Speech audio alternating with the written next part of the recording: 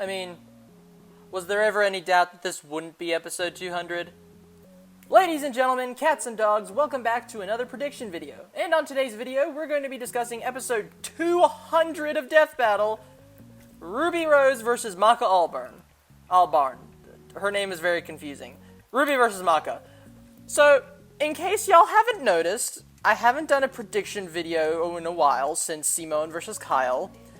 And that's because, well, Wiley versus Tom, I didn't really have any interest in the debate side of the matchup. Hulk of Krypton and I already collabed for Hulk vs. Godzilla on his channel, and Miles vs. Deku existed.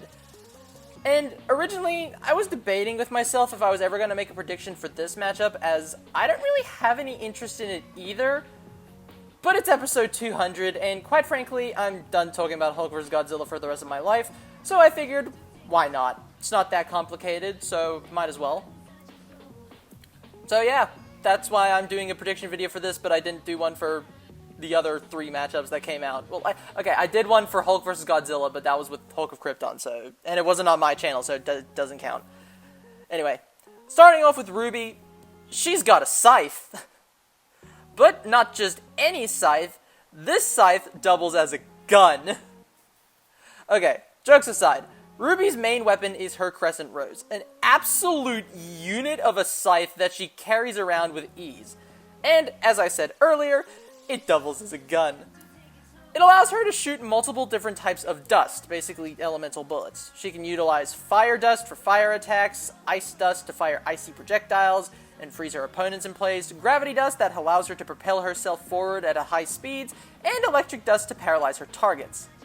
Not only that, but as a huntress, Ruby also has a bunch of unique abilities, like her aura, which is the manifestation of her soul. In fact, all of her abilities are tied to her soul.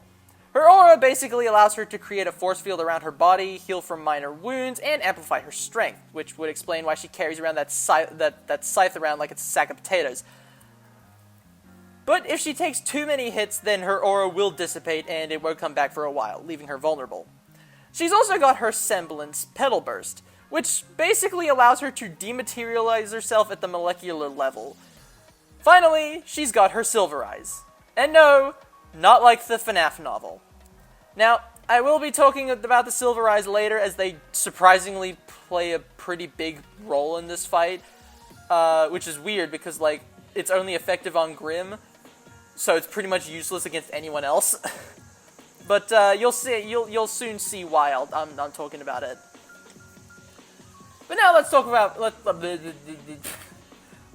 Maka.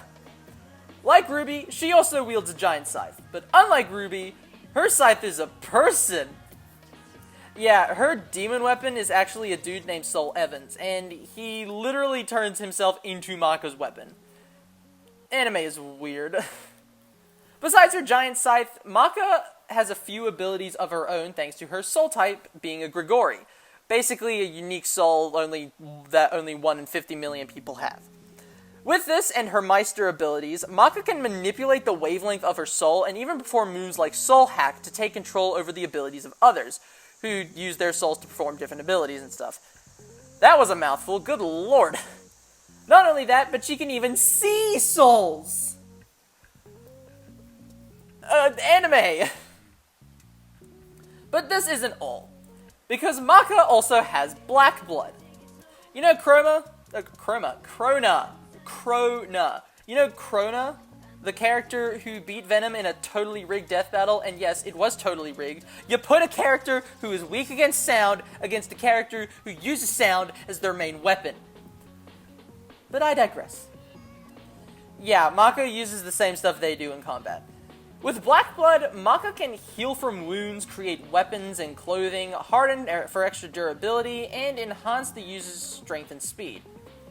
Alright, now that we have the general abilities out of the way, because, quite frankly, this was not that easy to research, surprisingly, despite how simple it is, at least for me, because I really don't know anything about these 2 series. Let's compare their stats.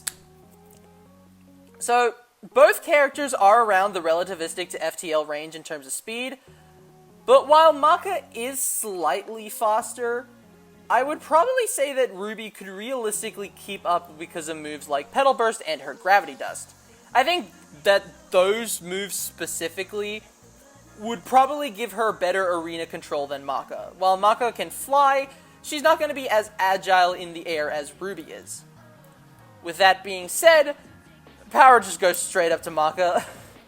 I do know that Ruby characters can probably scale to the Nevermore busting a mountain, but Maka could scale to Krona opening the mouth of the moon, something that would get her into country level. And I'm pretty sure she doesn't even need Black Blood to scale to Krona's feet. Don't quote me on that. Again, I don't really know that much about Soul Eater or Ruby, so... But here's where things get interesting. Remember when I brought up the Silver Eyes? Well, while they are... Man, I cannot speak today. Okay. While they are only effective on Grim, Black Blood actually functions very similarly to Grim in Ruby. So you could actually make the argument that Ruby can use the Silver Eyes to shut down Maka's Black Blood. Would Death Battle use this? I think they would. I could see them not using it, but at the same time, like, Black Blood and Grim function very similarly to the point where I feel like they would just outright say, oh yeah, they're pretty much almost identical, so Ruby could use Silver Eyes on Maka. That being said, here's where we run into an interesting snag. Because Maka could just do the same to Ruby, and pretty easily, in fact. Remember how I said that Ruby's abilities are tied to her soul, and that Maka can basically nullify the abilities of those who use soul-based moves? Yeah, Maka could likely just do the same to Ruby and nullify Ruby's everything, meaning that Ruby's speed advantage would be significantly weakened, and her semblance would be completely nullified, leaving her vulnerable. And it would also allow Maka to use her Black Blood again, so... yeah.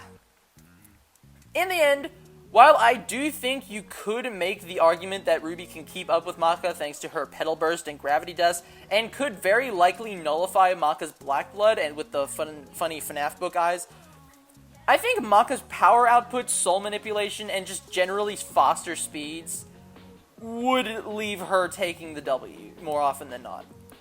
So yeah, for this matchup, I'm betting on Maka Albarn to take the win. Congratulations! But what do you think? Do you agree? Do you disagree? Leave your thoughts in the comments below. And while you're at it, hit that like button as well as the subscribe button. And ring the bell if you want to see any more of my videos in the future. Follow me on my socials in the description. And I'm still struggling with AdSense. Please, for the love of God, someone help me. Oh my god, I have no idea what I'm doing. Someone please help. I'm begging you. Anyway, with all that in mind, I'll see you later, Cap Nation. Bye-bye. Please help me with the AdSense issues. I'm struggling.